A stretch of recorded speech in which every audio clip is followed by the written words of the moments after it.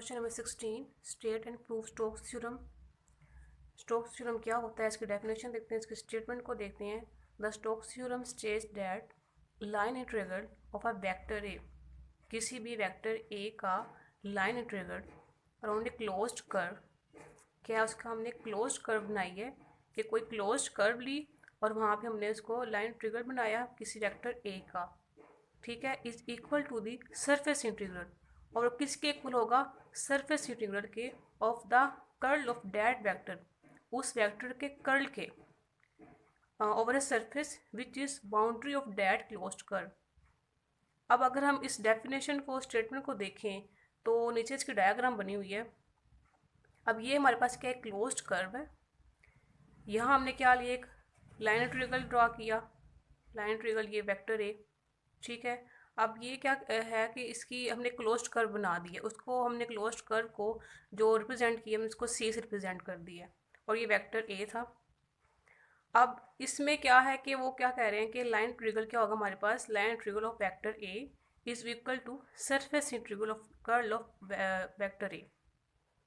अगर हम line integral की बात करें तो हमने ये चीज़ पढ़ी थी स्टार्ट में कि ये फॉर्मूला कैसे आता है, ए इंटू डी आर। ये लाइन इंटीग्रल को शो कर रहा है और उसके बाद जो सरफेस इंटीग्रल है, surface integral of curl of A, आज हम इसको डिस्कस करेंगे, del cross A into D S. Let's suppose को हमने इस एक क्लोज कर्व कंसीडर की, consider surface of bounded S bounded by a closed curve C that is place in a vector field A as shown figure. अब हमने जो closed curve consider की थी, हम क्या करते हैं उसको टू पार्ट्स में डिवाइड करते हैं, मीन्स उसको टू लूप्स में डिवाइड कर देते हैं। पहले हमने क्या कहा था, इस क्लोज्ड लूप का नाम क्या था? सी था, लेकिन अब इसको हम टू पार्ट्स में डिवाइड कर रहे हैं। कैसे? एक का नाम कर देंगे C1, क्लोज लूप C1, और दूसरी का नाम C2 कर देंगे। अब लाइन इंटीग्रल को हमने पहले डिफाइन किया था, वो क्या था हमारे पास? A into D are. अब क्योंकि हमने इसको टू पार्ट्स में डिवाइड कर दिया, लूप 1 एंड लूप 2, तो इसी के लिहाज से हमारे पास इसके दो आ जाएंगे लाइन इंटीग्रल के कंपोनेंट्स। वो क्या हो जाएंगे? C1 के लिए आ जाएगा C1, साथ में इसका सिंबल लगा इंटीग्रल का A into D are plus C2 A into D are. अब अगर हम इसको बहुत सारे लूप्स में डिवाइड कर दें, पहले हमने क्या कहा था कि एक क्लोज कर्व सी थी, फिर हमने कहा कि इसको हम टू पार्ट्स में डिवाइड कर रहे हैं, C1 और C2 का नेम दे दिया। अब अगर हम कहें कि इसको हम n पार्ट्स में डिवाइड कर रहे हैं, तो क्या होगा? हमारे पास C1 C2 C3 and so on CN तक चलता रहेगा। अगर इसको मैं इस फॉर्म में लिखूं, line integral of vector A is equal to A into D R, mean के लूप 1 के लिए था C1 plus A into D R loop 2 के लिए था C2, अप टू सोन चलता जगह कहाँ तक? A into D R C N के लिए। अब ये मैंने हर कंपोनेंट को लिख दिया सेपरेट करके, लेकिन अब मैं चाहती हूँ कि सारी इक्वेशन को एक ही टर्म में लिख दूँ, तो मैं क्या करूँगी? यहाँ पे इसको समेशन कर दूंगी, summation I is equal to 1। अभी हमने यहाँ पे लिमिट लगा दी है, कहाँ से स्टार्ट हो रहे हैं? 1 से लेकर हम कहाँ तक जा रहे हैं? n तक जा रहे हैं, ठीक है। तो क्या हो जाएगा? Summation I is equal to 1 to n, साथ में ब्रैकेट लगाएं और इसको शो कर दें a इंटू डी आर। अब नेक्स्ट स्टेप क्या होगा कि इसको आप क्या करेंगे? डेल एस आई से डिवाइड भी कर देंगे और मल्टीपल भी कर देंगे। Divide and multiply right hand side, just हमने राइट हैंड साइड को करना है ये step, divide and multiply right hand side by del S I. इसको साथ में डिवाइड भी कर दें और मल्टीपल भी कर दें। अब हम यहाँ पे क्या करेंगे? हम इसमें कुछ लिमिट केस जो है इसको पुट कर देंगे, लिमिट केस को इंटीग्रल, जहाँ पे मीन्स कि ये आपका समेशन था, उस समेशन को आपने रिप्लेस करना है किससे? इस साइन से, इंटीग्रल के साइन से, और डेल एस आई को रिप्लेस करना है आपने डी एस से। इस डेल एस आई को आपने रिप्लेस कर देना है डी एस से, और जो ये आपके पास टर्म थी इसको आपने कम्प्लीटली को क्या रिप्लेस करना है? डेल क्रॉस ए के। अब रिप्लेसमेंट करने के बाद हमारे पास इक्वेशन आ जाएगी del cross A into D S.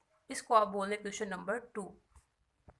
ये हमारे पास इक्वेशन नंबर 1 थी और उसके बाद ये हमारे पास इक्वेशन नंबर 2 बन गई।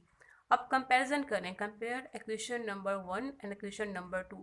कंपैरिजन करने के बाद अब वहाँ पर भी क्या था? लेफ्ट हैंड साइड पे लाइन इंटीग्रल था, लाइन इंटीग्रल ऑफ वेक्टर ए, यहाँ पर भी वही है।